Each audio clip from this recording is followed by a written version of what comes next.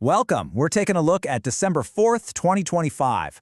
Now, on any given day, you've got headlines about diplomacy, tech, and culture all happening at once. We're going to connect those dots and show you the fascinating picture they paint when you look at them all together. So let's jump right in. So I know what you're thinking. What on earth could a UN award, a high-tech navigation hub, and 83 million pensions possibly have in common? Well, on their own, not much. But they all happen on the very same day, and together, they tell a really powerful story about progress and remembrance.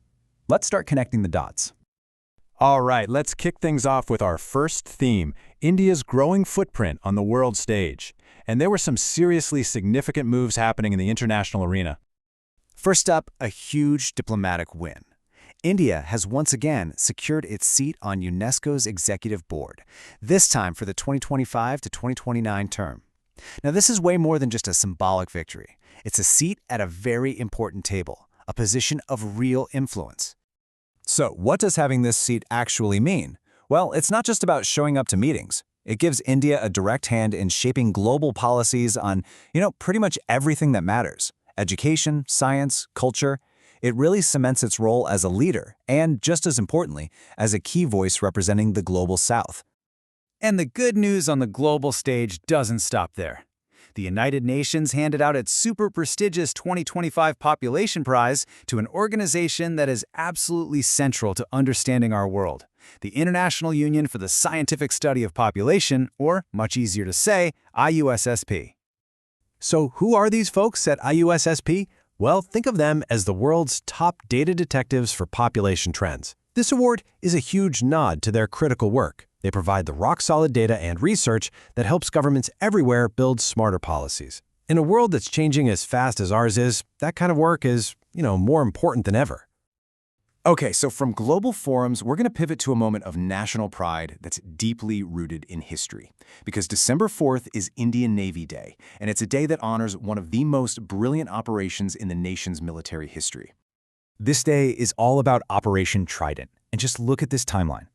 On this exact day, back in 1971, the Indian Navy launched this incredibly bold surprise attack on Karachi's port. The mission?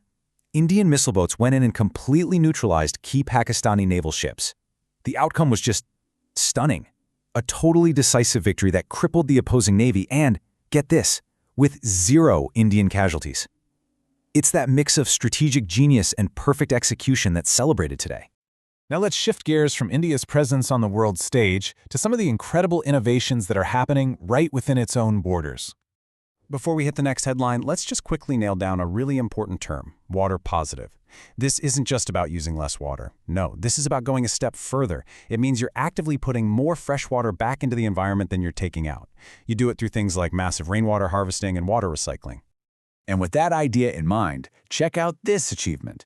Delhi's Indira Gandhi International Airport has just become the first airport in its category in all of India to become water positive. I mean, for an industry like aviation, which uses a ton of resources, this is a truly massive milestone for sustainability. Okay, so from pioneering green tech, we're moving to another huge national achievement, this time in the world of high-tech self-reliance. India just took a major leap forward in the critical field of navigation technology. So how did this happen? It's a great story. It all started with a big-picture vision for India to be self-reliant in navigation. Then, an innovator from the private sector, and not the technologies, stepped up to make it real. And the final piece of the puzzle? The chairman of ISRO himself inaugurated the center. That right there shows you what's so powerful about this. It's private industry and the National Space Program working together, creating this incredible new facility.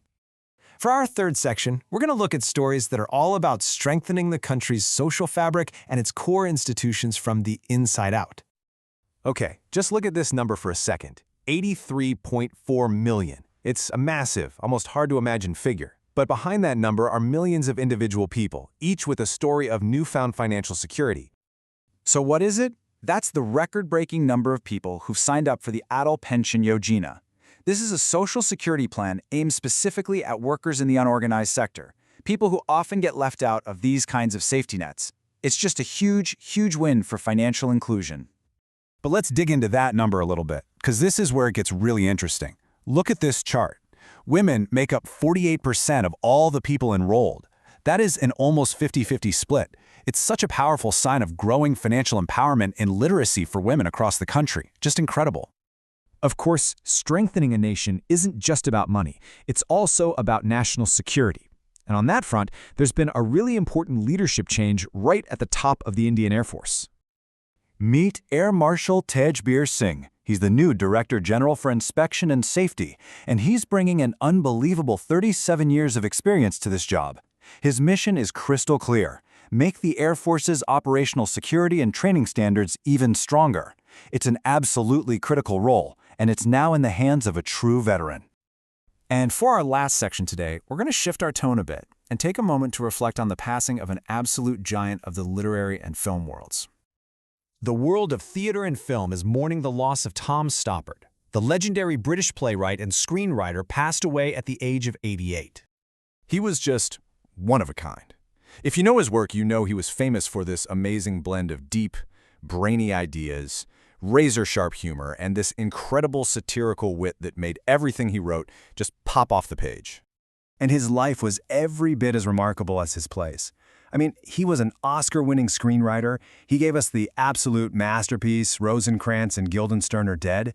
He was born in Czechoslovakia, and his family had to flee the Nazi occupation during World War II. You can only imagine how a journey like that shaped his incredible view of the world. So there you have it. That's the story of a single day. You've got these threads of global diplomacy, homegrown innovation, social progress, and a moment of cultural loss, all woven together. It really makes you stop and think, doesn't it? What kind of story are tomorrow's headlines going to tell?